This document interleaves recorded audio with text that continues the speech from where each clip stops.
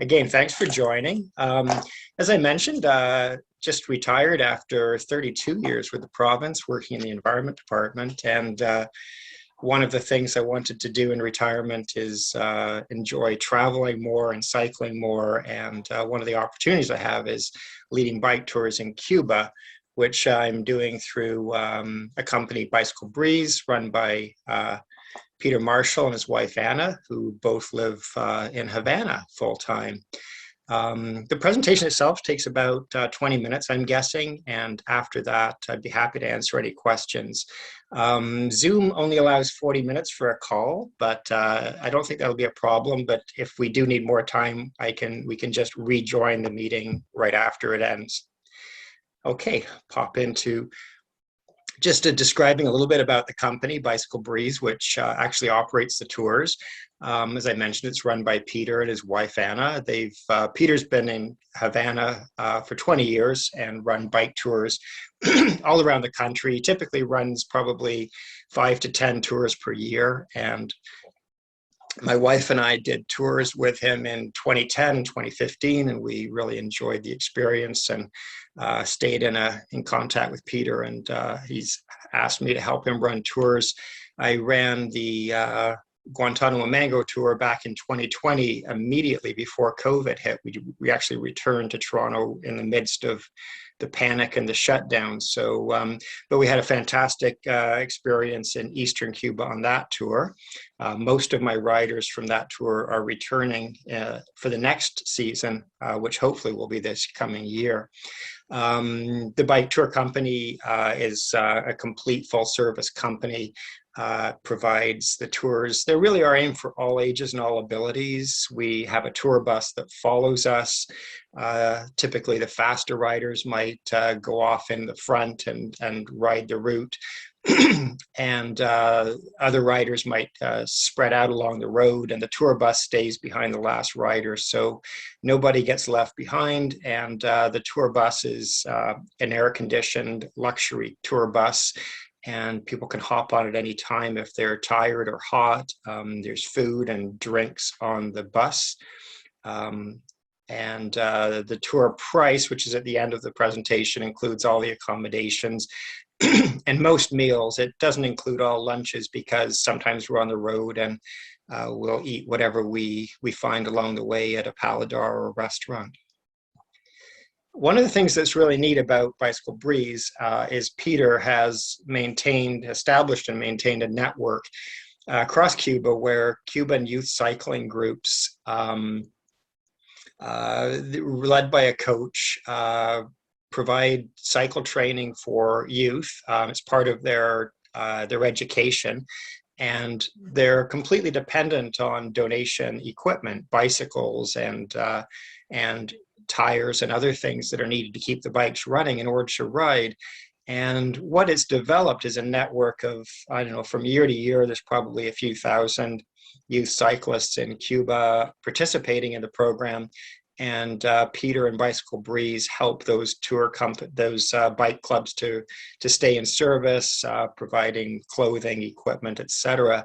And we do encourage, but it's not mandatory, for people doing the tour to bring some bicycle parts with them, particularly tires. Things can be used. It doesn't need to be new.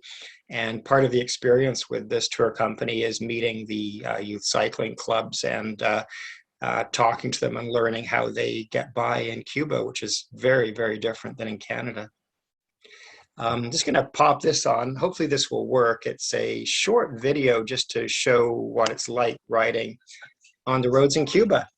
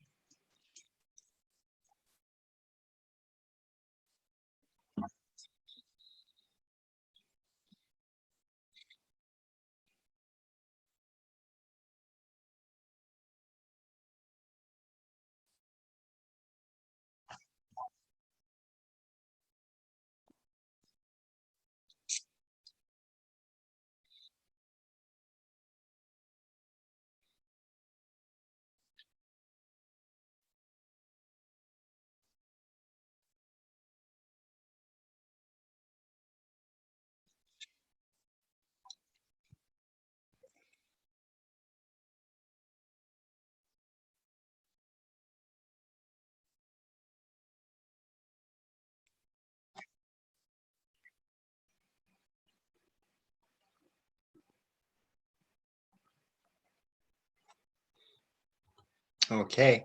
So yeah, no, just some video that I shot when we were out cycling. And as I mentioned, there's my wife, Beth. You'll see her in a lot of the pictures. She'll be joining me in all the tours.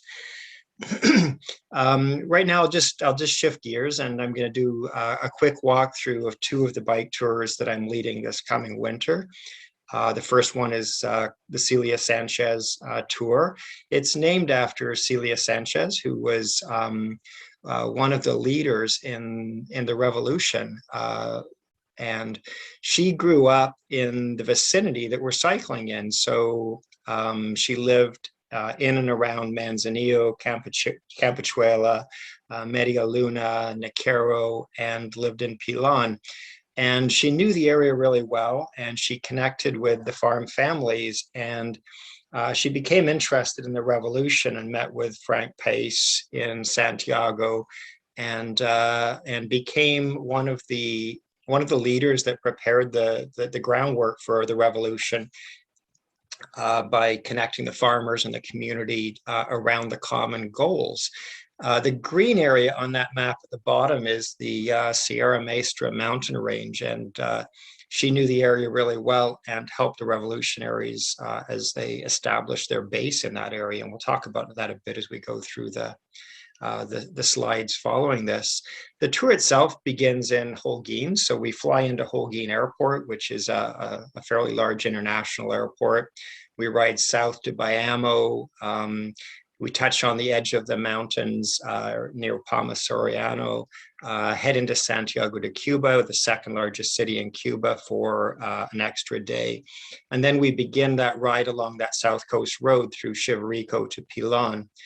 In Pilon, we'll see some sights. We head up into Manzanillo. From there, that little jog, that red line into the mountain range, is where we go to the base camp and see where Fidel and Che and Celia and others hid out in the mountains for a couple of years, evading the Batista's troops and launching the revolution. We ride up into Las Tunas, where we meet Youth Cycling Club, and we'll have a barbecue with them. And then we finally head over to Cuernavaca and spend a day on the beach there before the tour ends. Just to show what it's like riding along the road, that's our first day on the road, the tour bus. From time to time, we'll all stop, regroup, have a drink of water, maybe have a snack. We've got in the habit of buying fruit at local fruit stands and having it available on the bus so that we can share that around with riders from time to time. This is just a really pretty photo of as we head off the highway and into the northern side of the mountains and visit a camp called El Sultan, which is a really rustic camp in the mountains. And I'll just switch into this. So once we get there, we have a walking tour in the mountains, and it's where we get to see how farmers in the area live. They grow crops, including a whole lot of fruit, different types of coffee. And I call the fellow that's the tour guide that we meet that takes us on the walk Juan Valdez, because he reminds me of Juan Valdez, but he's a really Superman. He shows us the birds and the flora and fauna of the area. So a great opportunity to have a day off the bike and walk in the mountains. As I said, we moved down into Santiago de Cuba, which is the birthplace of many revolutions in Cuba. This building is the former Moncada barracks, and Fidel led a small group of insurgents that attacked the barracks in the 50s, and those bullet holes, they're actually recreated, but it was to show how they'd stormed the barracks. It was a failed revolution. They stormed the barracks and failed in their attempt. Most of them were killed either in the battle or executed afterwards, and Fidel was sent to prison. And the government, probably in a bad decision, released Fidel a few years later, and he went on to have the successful revolution. But we visit many of these sites that were part of the revolution during this tour. This is the beginning of that South Coast Road that heads along the the edge of southern Cuba. for almost 200 kilometers. And it is, as I've said many times, just a spectacular stretch of road. Again, the traffic you're seeing here is a horse-drawn cart with a family probably heading into town, and the road just follows along between the ocean and the mountain range for that 200 kilometers. We do it in 2 days, so it's not all at once. We do get to spend some time on the beach, which I have to admit I love beaches, so I always spend a day or so there. And again, further down the road, it starts to get a bit hilly. We cross a few mountain ridges. They're approximately 100-meter climbs over a few kilometers, so nothing too strenuous, but pretty spectacular. The road itself has been damaged by hurricanes, and several bridges are out, and that's one reason there's no traffic, because cars and large vehicles have a really hard time traveling the road. So the bus doesn't follow us along this route, but we have Jeep support to follow us. That's just another picture of the South Coast Road. That's further on at the western end near Maria del Portillo, which is a resort my wife and I often spend a few weeks at. That's the home of Celia Sanchez's father. Dr. Sanchez ran a medical and dental practice in Pilon and was a well-respected member of the community. And again, that was a large part of what helped Celia make friendships in the area and support the revolutionaries. So we'll visit his home, which is a museum in Pilon. Further along, at Playa Las Coloradas, we visit the landing site of the boat called the Granma, which was delivered 82 revolutionaries to Cuba. It more or less ran aground. It ran out, they spent a day or two, maybe 3 days, traveling from Mexico to Cuba. They ran out of food, they ran out of water, the boat ran out of fuel, and it more or less grounded at Playa Las Coloradas. Most of the revolutionaries were captured or killed in the first few days, but those who survived were supported by Celia's farm community and made their way up into the mountains. The boat recreation is there at Playa Las Coloradas, and we'll visit that. From there, we do head up into the mountains, and this is the beginning of the hike to La Comandancia de la Plata, where Fidel hid out for a few years preparing the revolution. It's really high up and just spectacular scenery. As we move on through Manzanillo, there's many tributes to Celia Sanchez just due to her fame and notoriety in the area. And that's just a poster that my wife and I stopped for a picture at.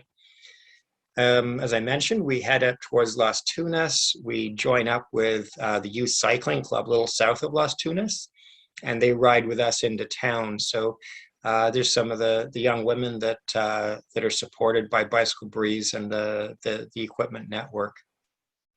Many of them go on to international racing. We have a barbecue dinner at the home of the coach in Las Tunas, which is a very popular way of having a barbecue in Cuba. And finally, we end at Guadalavaca at one of the white sand beaches. The other tour I'm leading is called the Fat Mary Tour, Maria La Gorda. It's named after a town or a village, a placement at the western end of Cuba, Maria La Gorda. It's named after Maria La Gorda. This tour covers a whole lot of ground, beginning in Matanzas. We head through Havana along the Via Blanca. We touch on the edge of the Sierra Rosario and Sierra de los Organos mountain range. Again, sort of skirting around it on our bikes so that we're not going at the steepest parts of the hills, but visiting many of the caves and coffee plantations and farms throughout the edge of the mountains before making our way to Maria La Gorda. In this case, we have the wind, the predominant wind in Cuba is the opposite of Canada. It's east to west. So another name for this tour is the tailwind tour, because we typically get a tailwind from Matanzas all the way to Maria La Gorda. Once we get to Maria La Gorda, we take the bus back to Veradero, where we spend an extra day on the beach. So again, with this tour, in the first day, we begin at Matanzas and we'll visit the Bellamar Caves. Again, followed by the tour bus. This is one of the groups from a few years ago. Pretty average people. Again, you see the group. We tend to attract a crowd that really enjoys some sightseeing, some cycling, some active adventure, and an enjoyable active vacation. We will stop at the velodrome in Havana and meet a cycling club there. So Havana has quite a large velodrome. I hope to be able to ride it. I think they'll generally let us ride it. It's not a particularly steep one. It's outdoors and concrete. So we'll meet the club there and provide some donation equipment to them. We spend an extra day in Havana. We'll do a vintage car ride along the MALECÓN, which is the roadway on the edge of the ocean. We'll do a walking tour of old Havana and see the sights there, which are spectacular. As we leave Havana, we'll swing by another youth cycling group in Punta Brava and spend some time with the youth there and again provide some donations. We head into the mountains and go to Milcumbres, where we'll be at a very rustic campsite cabin for a night.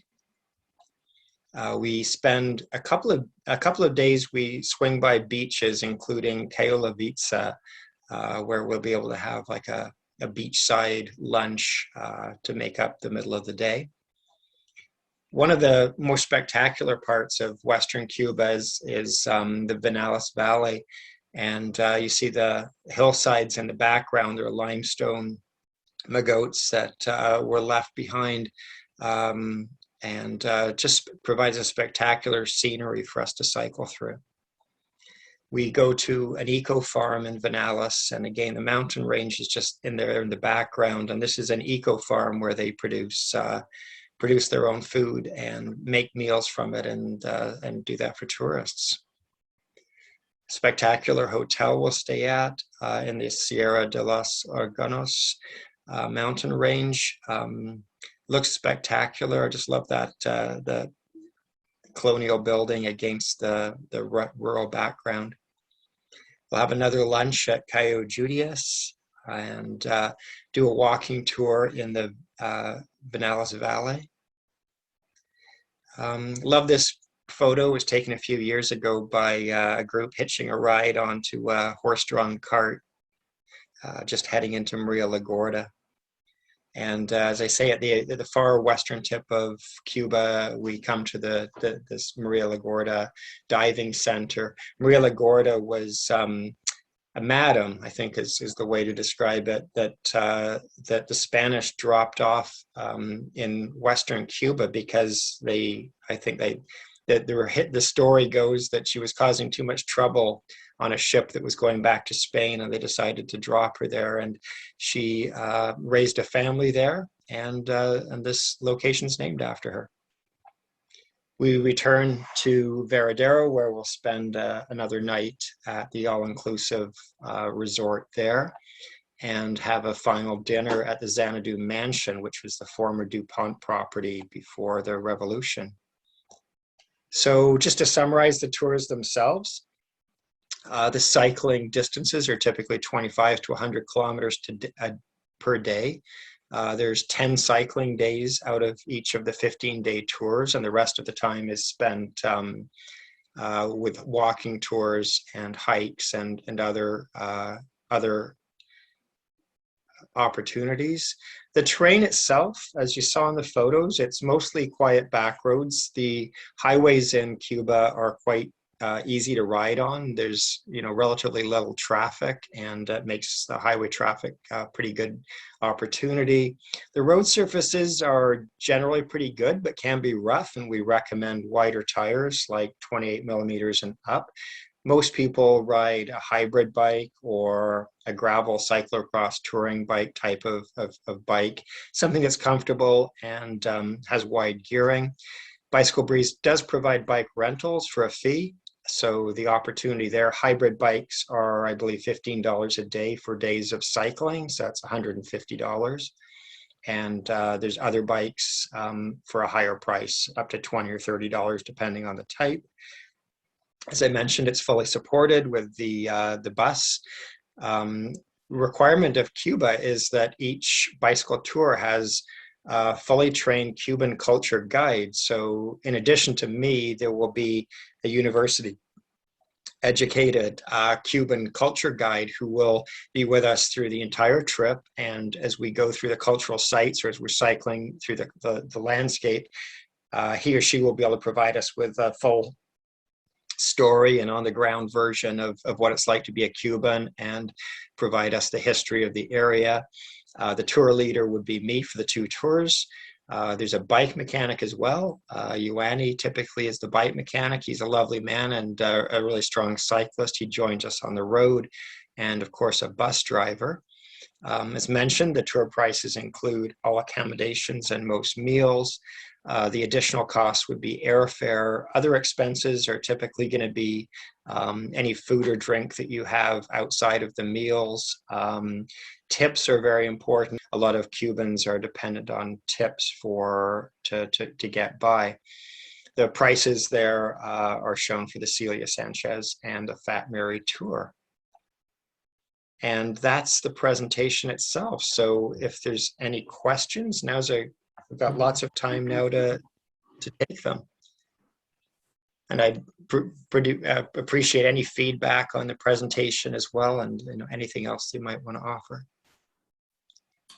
No, I appreciate it, Lee. Thanks. I don't have any questions. I may follow up with you later. I'm going to jot down your email address here. Yeah, fantastic. Thanks, Dave. I do have one question, because I wasn't successful in convincing others to go with me. And I think part of their fear is, yeah, they like riding, but what's the pace like? So if in the presentation you talked about it's 25 to 100 kilometers a day, and so looking at the longest day of 100 kilometers, how much time do you typically do that in? How long does it take 100 kilometers? I saw that I heard you talk about how there's the support vehicle. So if people get tired or tuckered out, they can climb on that at any time. But so what kind of caliber of riders are we looking at for the most part?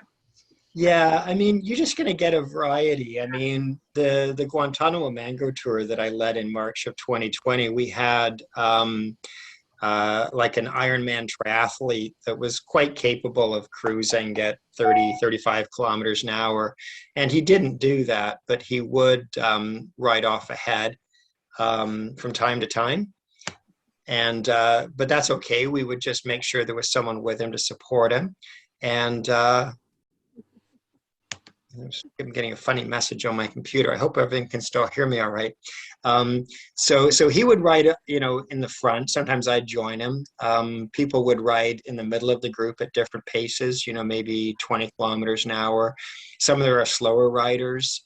We had a gentleman in his early 70s who, probably cruised at about 15 to 20 kilometers an hour, and Ioanni would stay with him minimally, and then the bus behind Ioanni and the gentleman. So any pace is possible. In terms of how long does it take, I mean, we usually set off around 9 o'clock in the morning, and we usually ride for a few hours, finishing around lunchtime or 2 in the afternoon. We try to break it up. We stop for photos. There's lots of things that you want to take a picture of. So there's just no barrier to stopping and taking your time and having a drink and getting the bus to pull up alongside you and spend 10 minutes and eat some fresh pineapple and coconut and take it easy. Does that help, Crystal? Yeah, that sounds totally doable. I should have recorded it so I can be like, see? Anything's possible. We can make it work for anyone. We don't hold people up that want to go a bit faster, a bit further, but we make sure that the slowest person's accommodated. Great, thank you. So this is Dan. I've been on 3 bike rides with Peter in Cuba, 1 in England and 1 in Scotland, and they've all been quite wonderful. My very first bike ride with Peter was on the Celia Sanchez ride, probably, 10, 12 years ago. And that was at a point in time when Peter actually was the guide on the tour. And Celia Sanchez is a great tour. It's especially that south coast. You've got the mountains on one side and the ocean on the other, and it's really quite spectacular. To a restaurant in Manzanillo that was fantastic. Like, we had probably 5 times more food than we could possibly eat, and it was one course after the next. And apparently, like, the average Cuban would not be able to afford it, but it would have cost Peter, say, $12 a person for this meal, which is half of a month's income for Cubans. But it was great. And I've heard a lot about the Fat Mary tour, and I'm interested in exploring that end of Cuba because I haven't been there before. But just kind of waiting on what's going to happen with the situation in Cuba, and making sure that the food is adequate. You don't want to drink water out of the taps in Cuba. You want to have bottled water. And the last time I was in Cuba, which would have been February of 2019, I was with my bike club to begin with, and then I stayed for an extra 2 weeks. And towards the end of that time, I was unable to get large bottles of water, and I was just buying the 500 ml bottles, which was a bit strange. So hopefully they've got good water and lots of it, because we do go through a lot. And certainly Peter, with the bus, they've always had I guess it's about a 10-liter jug of water that's used to replenish a water bottle. So that's never been a problem in the past. And Peter has certain sources and certain connections, and he seems to get things done that nobody else can get done. So he's an interesting guy. I live in St. Catharines, and this is where Peter used to live. There's a rental storage unit that I've got the key for. And one of these days, when it's full of enough stuff, he's gonna just rent a container to send it all to Cuba with the bicycle stuff to supply the bicycle clubs down there. Yeah, that's great. I'm sure I'll be able to get some stuff there to the trailer at some point. Yeah, mentioning the food, I mean, I think it's kind of a misconception that the food in Cuba is terrible. I think the food at the resorts can be pretty mediocre because they make it to make North Americans happy, but the food at the restaurants is excellent. But as you said, it's a bit of an unknown how COVID unfolds, how the economic situation in Cuba unfolds, and yeah, when there's hardship for the people in Cuba, it's also harder for the tourists. But what I've found is Cuba tends to look after the tourists very well. So even if there are shortages, and with Peter's connections, we can generally do pretty well. During the Mango Tour in 2020, we had some just amazing meals on the road, stopping at Paladars, which are the family-owned restaurants, and the food was excellent and plentiful, as you said. So it's one of the joys and excitements of being in Cuba. I was on the Ciclo ride. That's like for old folks, and we went past the Bay of Pigs, and we stopped at this. You would never be able to tell that it's a restaurant, but you have to know that these people have their whole backyard set up as a patio. And it was amazing. Like, they had everything. They had steak, pork, alligator, chicken, whatever you wanted. There was just ample supply of everything, and they had a bar. I think we had to pay $1 for a bottle of beer. Yeah, some really, really great food. And every week there was a pig roast somewhere. Either the coach's house in his backyard. I've been to that pig roast before, and there's also a pig roast at a farm. One of the nights that we were doing one of the rides, I forget which one, but yeah, and the people are so great in Cuba. Like, it's a shame that they can't have a better life, but they're kind of stuck with the system that they have. That's it. Yeah. Okay. Well, thanks, Dan. Great to hear your experiences. So they match mine, of course, as well. Where do you live, Lee? I'm in London. Oh, okay.